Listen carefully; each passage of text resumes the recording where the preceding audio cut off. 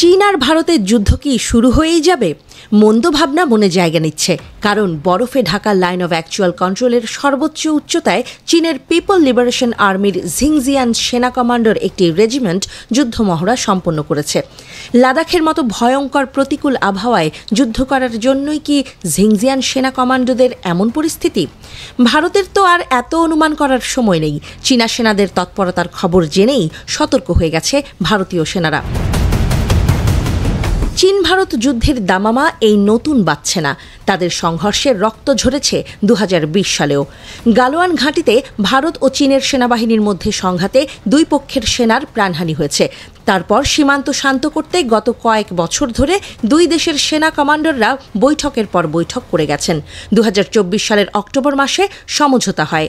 Line of actual control থেকে সেনা সরিয়ে নেয় চীন ও ভারত। এখন চীনের সামরিক প্রস্তুতি দেখে বড় যুদ্ধের প্রস্তুতি বলে আশঙ্কা করছে ভারত, খবর দিয়েছে ইন্ডিয়া টুডে।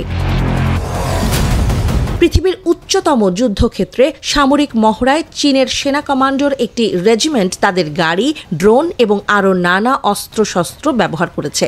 প্রচলিত অস্ত্র হাতে অনুশীলনও করেছে।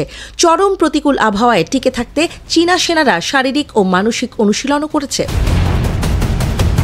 চীনের এমন প্রস্তুতি দেখে ভারত সতর্ক অবস্থানে আছে, কারণ বরফে ঢাকা LAC-তে সামরিক মহড়া চালালে তা সাদা চোখে দেখা ভারতের পক্ষে সম্ভব নয়। পাহাড়ের এত উঁচুতে চীনের যুদ্ধের প্রস্তুতিকে লাদাখ সীমান্তে দেশটির নতুন কোনো পরিকল্পনা বলে ভাবছে ভারত। অরুণাচল ও লাদাখে চীনের নীতি ভারতের চোখে আগ্রাসী। এর আগেও লাদাখে ভারত ও চীনের মধ্যে সমস্যা হয়েছে।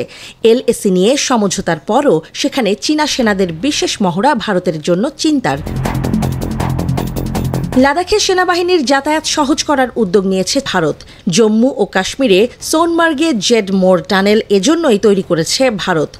গান্দেরবল জেলায় নির্মিত এই সুড়ঙ্গ কৌশলগত এবং অর্থনৈতিকভাবে অত্যন্ত গুরুত্বপূর্ণ। 6.5 কিলোমিটার দীর্ঘ জেডমোর টানেল শ্রীনগর এবং সোনমার্গের মধ্যে সারা বছর সড়ক যোগাযোগের সুবিধা দেবে।